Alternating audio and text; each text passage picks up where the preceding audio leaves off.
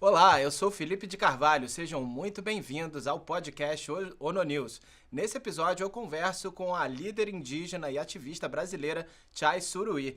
Ela é fundadora do Movimento da Juventude Indígena de Rondônia e atua no combate à mudança climática. Ela também é coordenadora da Associação de Defesa Etnoambiental Canindé, que tem mais de 30 anos de atuação na garantia dos direitos dos povos indígenas.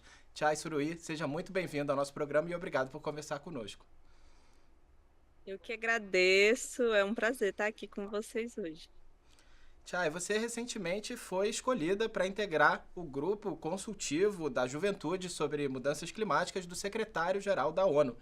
Eu queria que você contasse para a gente o que essa nomeação representa para você na sua trajetória e como você pretende aproveitar esse espaço, essa oportunidade. Para mim, né, veio com uma imensa honra, né, alegria mesmo, mas também responsabilidade, né? Responsabilidade de ter que representar, né, os jovens indígenas num espaço tão importante ali que é aconselhar o secretário-geral da ONU, né? Porque a gente sabe que é nos espaços globais, né, onde as decisões são tomadas, né, como a COP30, como os espaços organizados pela ONU. Mas é importante que o mundo saiba, né, que não há solução se a gente não conversa com os territórios, né? Se a gente não conversa com a base, se a gente não conversa diretamente, entende diretamente a realidade daqueles que estão na linha de frente, né? Tanto do combate às emergências climáticas, tanto de quem vem sofrendo mesmo os efeitos, né, dessas mudanças climáticas. Eu sou uma mulher indígena que vem da Amazônia, né, do estado de Rondônia, mas que hoje também vivo aqui em São Paulo, né, na terra indígena Jaraguá, na Mata Atlântica, onde são dois contextos, né, de terras indígenas diferentes, de biomas diferentes, né, mas onde a nossa luta também muitas vezes se entrelaça, né? E principalmente quando a gente tem que se colocar nesse papel mesmo, muitas vezes, de defensor, né? Os povos indígenas, a própria ONU já reconheceu, né? Somos os maiores, os melhores defensores, né, da floresta, né? Mas a gente também precisa que o mundo ouça, entenda a importância, né, de tudo isso, desse trabalho que a gente vem desenvolvendo, né? Porque essa não é uma luta só nossa, né? É uma luta de todos, mas os povos indígenas, eles são aqueles que, pelo menos no Brasil, aqui você vai pegar qualquer mapa satelital e vai ver, né, que é dentro dos territórios indígenas onde a floresta está de pé. Mas ainda assim a gente já está sentindo isso. A gente viu o Rio Madeira, né, que é o rio que banha o Porto Velho, a capital de Rondônia, secar, né, ano passado, chegar ao seu nível mais baixo. No ano retrasado, a gente tinha o nível mais baixo ainda, ou seja, o que a gente vai esperando é que a cada ano que chega, você vai alcançando os limites, né, cada vez mais, vai alcançando cada vez mais os níveis mais baixos do rio, vai chegando nos dias mais quentes, né, você vai vendo a não dá mais para falar que a mudança climática é algo do futuro, né? Mas é algo que a gente está vivendo presencialmente hoje. Né? A gente está vendo as nossas plantações, por exemplo, na aldeia, nossas produções sendo afetadas, né? Pelo calor, né? Pela falta d'água mesmo, né? A gente está vendo os próprios animais sofrerem com isso, né? Agora na Amazônia vai começar o período de queimadas, né? E a gente já se preocupa com isso, né? Porque eu estava lá em Rondônia, agora e andando pela estrada a gente já estava vendo queimadas, né? Então, e isso, e além disso, né, como eu estava falando dos povos indígenas que estão nessa linha de frente, colocam suas vidas mesmo nessa proteção. A gente vê que o Brasil é o segundo país que mais mata ainda ativistas dos direitos humanos, né, e do meio ambiente no mundo. E metade deles são indígenas, né, são líderes indígenas, são pessoas indígenas que estão se colocando, né, nessa linha de frente. Então é importante, né, que essa realidade também chegue nesses espaços de decisão para que eles possam, a partir daí, também tomar suas decisões, né, entendendo o que a gente está vivendo, mas também as soluções que a gente está propondo, né, porque a gente não só vive esse impacto, mas a gente também refloresta, a gente também restaura, a gente também protege as nascentes, a gente também vem fazendo um projeto com as abelhas nativas, né, pensando esses animais mesmo.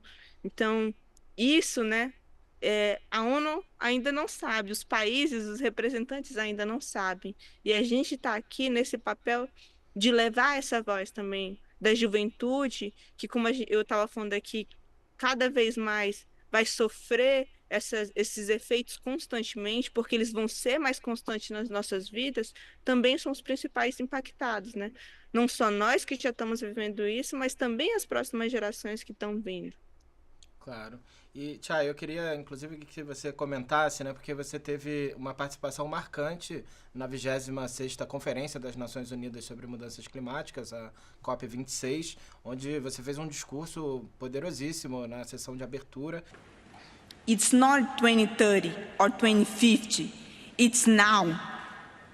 While you are closing your eyes to reality, my friend, since I was a kid, was murdered for protecting the forest. Indigenous peoples are in the front line of the climate emergency, and we must be at the center of the decisions happening here.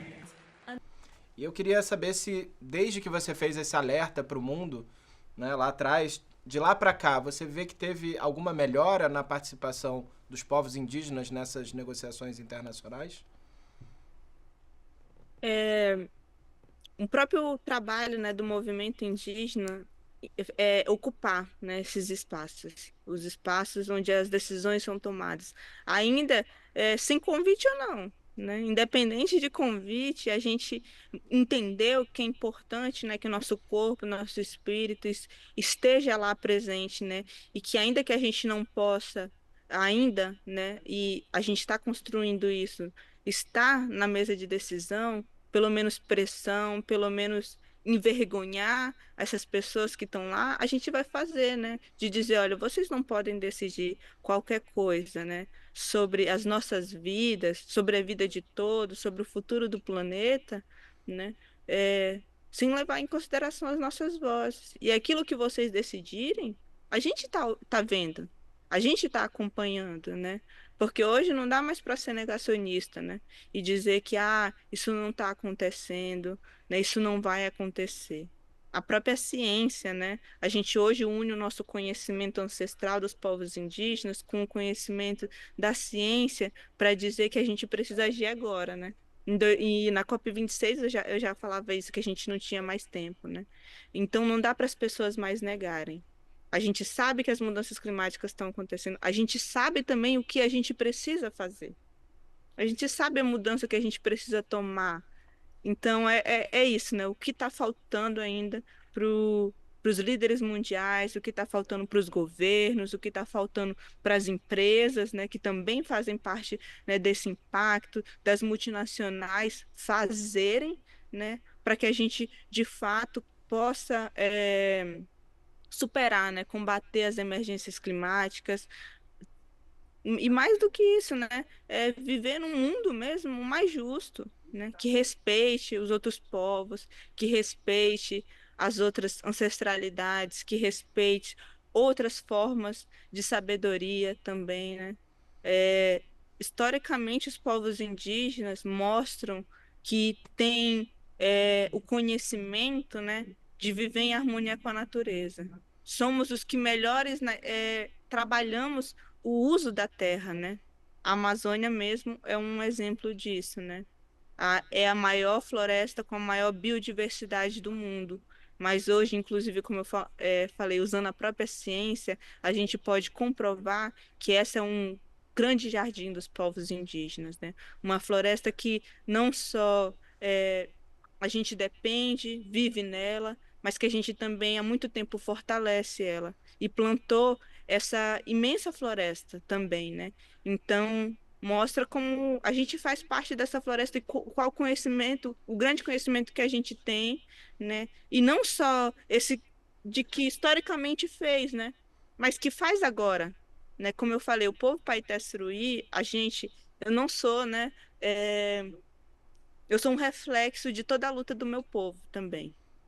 O meu pai, né, e o meu povo fala, né, e falava de mudanças climáticas antes mesmo disso ser uma grande temática, né? A gente já falava disso, o povo Paité Suruí. Em 2005, a gente inicia nosso projeto com o Google, a gente inicia nosso projeto de reflorestamento também, que é o PAMINE, que no Tupimondé, né, na minha língua, PAMINE significa o renascer da floresta, onde a gente plantou mais de 1 milhão de árvores, né? Porque já naquela época, né, a gente entendia que a gente tinha que fazer isso, tinha que proteger a floresta, mas também tinha que devolver para ela o que foi tirado dela, né? E então, e esses trabalhos a gente continua desenvolvendo com etnoturismo, com reflorestamento, né, com as agroflorestas para plantar comida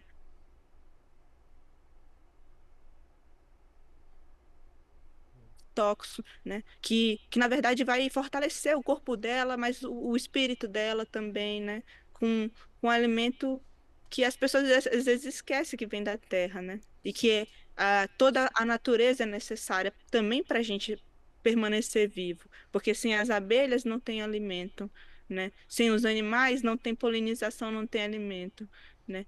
Então, e sem a floresta os animais não vivem, assim como nós também não vivemos, né? Sim. Então, mostrar e levar para dentro desses espaços, né, que os povos indígenas têm todo esse conhecimento ancestral, mas vêm colocando essas soluções em prática também hoje, né? Sim. Então, o que falta para as pessoas também apoiarem, né, esses projetos, também entenderem esse modo de vida, que hoje é necessário, né? É necessário a gente tratar o nosso planeta de forma diferente do que está sendo tratado hoje, né? E, Chay, deixa eu te perguntar o seguinte, você acredita que a COP30 no Brasil, ela tem essa capacidade de criar uma transformação mais profunda, com base no que você tem visto aí das negociações e das mobilizações também dos povos indígenas? Você acha que é uma conferência que pode ser realmente diferente das edições anteriores e avançar mais do que se avançou até agora? Qual é a sua É, a expectativa, né, gente com a vive num COP30? contexto extremamente complicado, né? Não apenas a nível de Brasil, mas a nível de mundo, né? Politicamente, humanitariamente, enfim, ambientalmente, né? Climaticamente. Mas também a gente tem muita força, né? É diante dos desafios que a gente também acha que melhor acaba se juntando, né? E uma coisa que, né, diferente dessa COP vai ser exatamente a presença da sociedade civil, né? Independente de todas as dificuldades e de você fazer realmente um evento na Amazônia, né? é, Traz uma força e é, a gente sabe, né, que nos outros países que foram as COPs antes não eram países, eram países mais autoritários, né? Os seus próprios governos eram mais autoritários. O Brasil não é a democracia perfeita, né? Mas é um país democrático, sim, ainda. E acho que você voltar a poder fazer os protestos, as mobilizações e essa grande presença, né, da sociedade civil que vai ter, vai trazer sim uma grande diferença, né? Porque, como eu falei, não dá mais para a gente não aceita mais, né? Que a nossa presença não esteja lá e também mostrar tanto para as empresas, tanto para os governos, tanto para os líderes, que a gente está de olho. Que, na verdade, o povo precisa lembrar que o poder sempre foi e é do povo, né? Eles são representantes, né? Não estão lá para substituir o povo, mas sim para levar aqueles que são os anseios, né, da sociedade, aquilo que é o anseio é, dos nossos países, das nossas populações, né? E hoje a nossa população, a maioria, né, vem sofrendo com as emergências climáticas, né? Está cada vez mais em risco. São milhares e milhares de pessoas no mundo já impactadas, né, pelas emergências climáticas. Sem dúvida. E, Chay, mudando um pouquinho de assunto, mas retomando o que você falou antes, né? Que no Brasil é um dos países onde mais se mata defensores do meio ambiente, inclusive lideranças indígenas. Você também coproduziu o documentário Território, né? Que foi, inclusive, premiado internacionalmente. E, dentre outras coisas, o filme mostra um pouco essa realidade que você vivenciou desde pequena, né? De ameaças, riscos, inclusive para sua própria família. Como é que você lida, Chay, com esse medo constante, né, de por ser uma liderança que algo possa acontecer e convivendo também com pessoas que sofrem ameaças? Então, isso inclusive é uma das temáticas, né, que a gente quer trazer cada vez mais, né? Não adianta, não tem como proteger a floresta sem proteger os seus defensores. Meu pai, minha mãe, né, eles já sofrem ameaças há muito tempo, né? E eu confesso que não é fácil, né? Você viver, crescer num contexto de ameaças, né? Isso não é saudável para nossa cabeça mesmo, né? Para o nosso psicológico, né? É, E cada vez mais, né, a gente vê é, jovens indígenas, né, vivendo esse contexto também de violência, de ameaças. A gente, muitas vezes, né, a própria mídia esquece de noticiar, né, por exemplo, o que está acontecendo no Mato Grosso do Sul, onde a gente tem jovens que não só foram assassinados, né, por causa do conflito de terra, mas foram brutalmente, né, assassinados, foram decapitados, tiveram suas cabeças cortadas, né, e expostas na frente da aldeia como um sinal mesmo para aquela comunidade. Então, isso é desumano, né? Isso aí fere é, vários e vários direitos humanos, né, que essas comunidades têm, né? Além do seu direito ao território, né? Os povos indígenas não vieram para o Brasil, sempre estiveram aqui, né? Eles e sofreram historicamente um genocídio, né? Uma colonização que tem reflexo na nossa vida até hoje, né? Então, é muito importante, né, a gente trazer essa temática e falar dessa temática, porque cada vez mais a gente vai perdendo os nossos líderes, né? A gente vai perdendo aqueles que fazem esse papel que é fundamental também, né? E que muitas vezes sequer têm escolhas, né? Porque estão lutando pela vida das suas famílias, das suas comunidades, dos seus territórios, né? Então, não é fácil, né? Hoje a gente tem que tomar inúmeras precauções também, né? A gente tem o nosso protocolo de segurança, a gente, né, aciona quando necessário o próprio programa de proteção de defensores do governo, né? A gente tem que viver não uma vida comum, né? Porque isso não é normal e a gente não pode normalizar isso também, né? Mas também é um alerta para as pessoas, né? Entenderem que o que a gente faz é, é uma coisa perigosa, né? Mas que hoje também é necessária para manter a floresta em pé, seguir denunciando, né? Porque que eles querem nos calar mesmo, né? E a gente não vai se calar, né? Então, ainda que as nossas vidas estejam em perigo, né? A nossa luta ela é maior, porque a nossa luta é coletiva, é comunitária, é pelo planeta, né? Mas a gente precisa que as pessoas se preocupem, né? Com quem está fazendo isso, porque é isso, não tem como proteger a floresta sem proteger quem protege ela. Com certeza. E minha última pergunta, Chay, tem a ver também com essa questão da liderança, né? Você já foi chamada pela revista Times e pela revista Forbes como uma das lideranças mais influentes da nova geração. Mas no seu trabalho também com a Canindé, né? Você trabalha com várias comunidades indígenas do Brasil, inclusive na capacitação de jovens.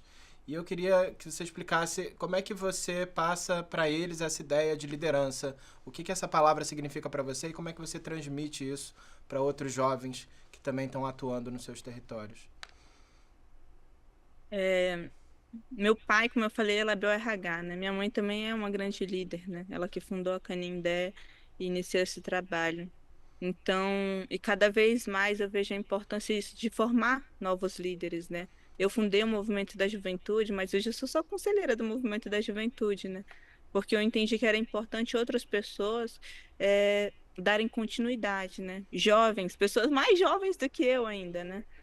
E Porque senão a luta, essa não foi um movimento que eu fundei para mim, né? Mas foi um movimento que eu fundei para o coletivo, né? Para quando eu mesmo me vá, essa luta siga também, né? E o meu pai, minha mãe, né? Meu pai que é esse cacique, né?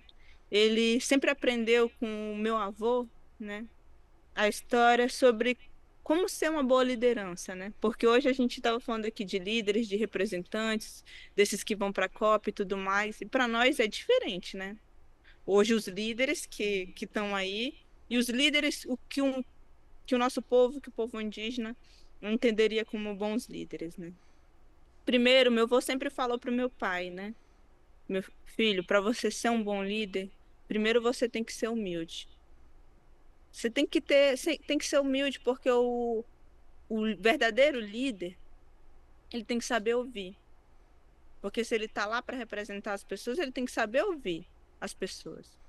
Ele tem que saber receber críticas também, porque as críticas, elas sempre vão vir. E ninguém é perfeito, né? Mas se você sabe ouvir, você vai melhorar também, né? Meu avô ensinava, né, que um bom líder, ele tem que se preocupar com o seu povo. Tem que se preocupar com a sua população, né? Tem que ouvir ela e tem que se preocupar, tem que estar preocupado em trazer qualidade de vida para o seu povo, em fazer o seu povo feliz. Era assim que, antes mesmo dos não indígenas chegarem, ter o contato, né? Os líderes agiam na nossa comunidade.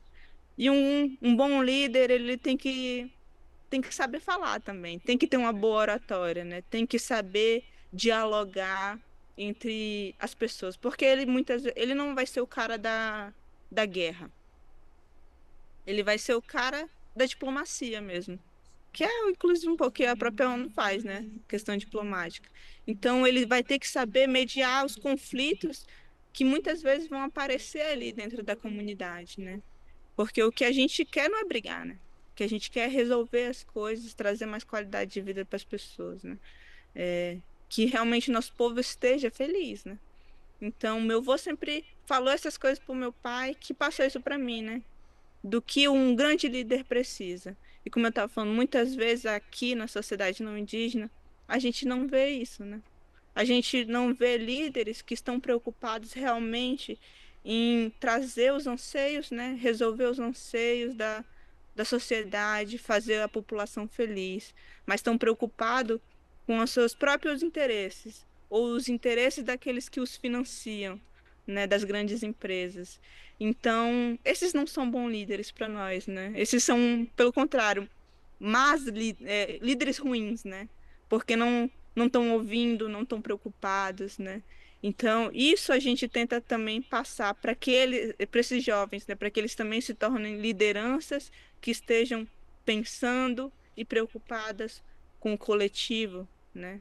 Que pensem coletivamente, que saibam que é importante a gente dialogar e se unir para resolver as coisas, né? E sabendo ouvir, sabendo ser humilde, né? E tudo isso. Mais ou Perfeito, menos Chay. assim. É muito boa essa mensagem sobre liderança transmitida aí através de gerações. Obrigado por compartilhar com a gente, não só sobre isso, mas sobre todas as mensagens que você trouxe aqui hoje, super importantes sobre proteção do planeta, combate à mudança climática. A gente agradece mais uma vez a sua participação, Chay. Eu que agradeço e estamos juntos. Precisando, estamos aqui para conversar mais. Foi legal. A gente segue em contato então. Muito obrigado.